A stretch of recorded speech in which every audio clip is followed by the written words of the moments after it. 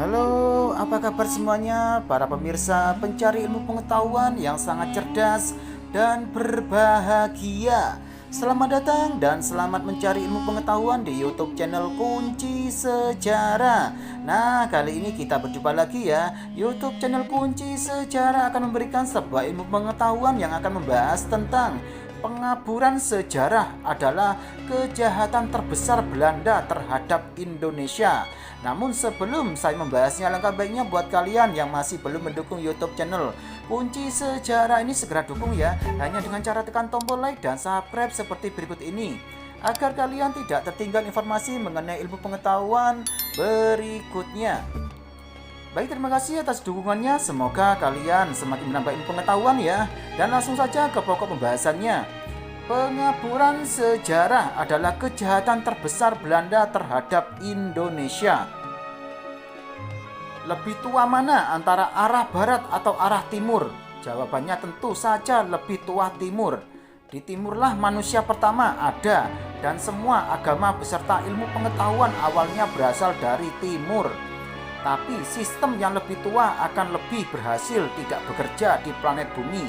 Semua berubah saat perang salib yang terjadi pada abad 11 sampai abad ke-13 membuka mata negara Eropa bahwa negara barat ternyata tertinggal dalam beberapa aspek daripada negara timur. Eropa yang dikuasai Kekaisaran Romawi dengan Paus sepakat untuk melakukan ekspansi ke wilayah timur.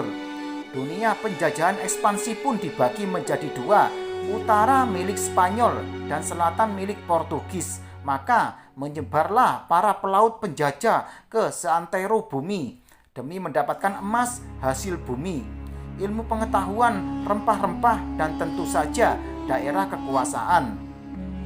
Nusantara atau Indonesia masuk dalam kekuasaan Portugis mulai tahun 1500-an, tapi hanya berkisar di Maluku sekitarnya, lalu pelan-pelan ekspansi ke pulau lain. Belanda yang saat itu masih dijajah Prancis dan masih bergabung dengan Belgia dan Luxembourg mengirim di Houtman bersaudara dalam sebuah ekspedisi ke Nusantara dengan 4 buah kapal dan 250 awak untuk menjajah Nusantara pada tahun 1595 dengan menjajaki Banten, Jawa, dan Sumatera. Portugis yang dari awal sudah berada di Nusantara berhasil menghasut raja-raja kerajaan Nusantara untuk mengusir Cornelis sang di Houtman senior, sedangkan Frederick sang junior mati dalam penjara Sumatera sambil menulis buku dan puisi.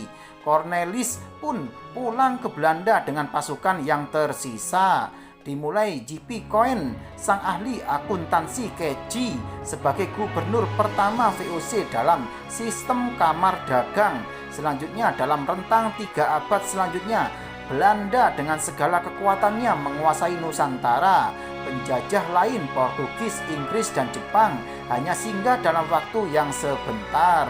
Belanda namanya juga penjajah, pasti tidak terlepas dari dosa kejahatan perang, yaitu banyak pribumi Nusantara yang melawan dibunuh oleh pasukan Belanda atau mati dalam sistem kerja paksa. Selebihnya sebenarnya rakyat Nusantara hidup normal, bertani dan berdagang. Sistem pemerintahan diatur oleh Belanda, bahkan Belanda juga mengatur sistem naik haji para pribumi Nusantara.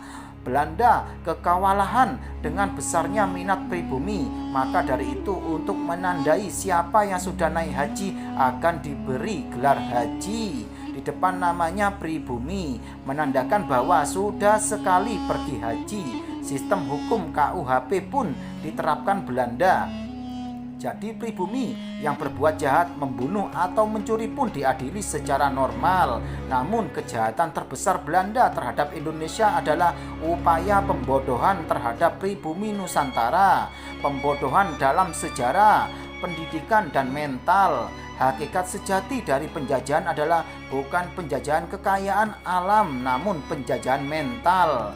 Penulis dari Swedia, Juri Lina, yang pada tahun 2004 menulis buku kontroversial Architect of Deception, The Concealed History of Freemasonry, berpendapat bahwa sejarah Indonesia bukan sejarah asli karena sudah dibengkokkan oleh atau dikaburkan oleh Belanda.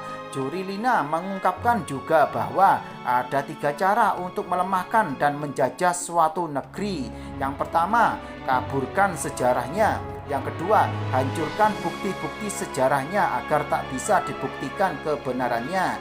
Yang ketiga, putuskan hubungan mereka dengan leluhurnya.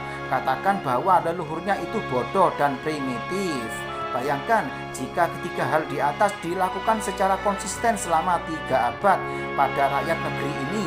Belanda benar-benar menerapkan 3 hal di atas. Namun pada abad 19 Belanda mulai melakukan politik balas budi, yaitu anak bangsawan berhak mendapatkan ilmu melalui sekolah. Bayangkan sejak abad 16 hingga 19 berarti pribumi kita tidak mendapat akses ilmu dan penjajahan mental. Sementara bangsa di luar sana berlari kencang.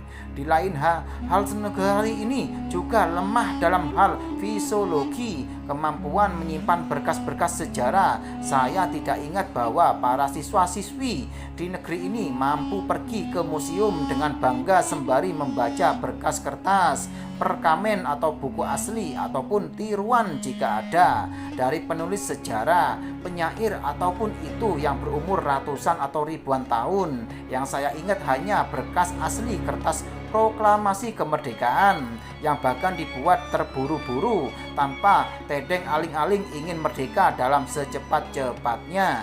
Jadi kita ini keturunan bangsa hebatkah?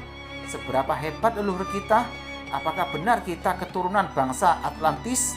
Apakah benar The Great Alexander adalah Iskandar Muda Agung dari Nusantara? Apa tidak aneh tiba-tiba dulu ada pergerakan Budi Utomo? Sejauh apa Soekarno dan Soeharto jujur dalam sejarah Indonesia? Entah sedalam apa Belanda menjajah kita. Sejarah memang selalu ditulis oleh sang pemenang, tapi sejarah Indonesia, sejarah bangsa kita ditulis ulang oleh Belanda. Sampai di Undang-Undang Dasar 1945 kita terlihat sangat galau. Sampai sekarang kata tumpah darah menempel di otak kita. Sampai di himni mengheningkan cipta terdapat kata diribaan merdeka bela Nusantara.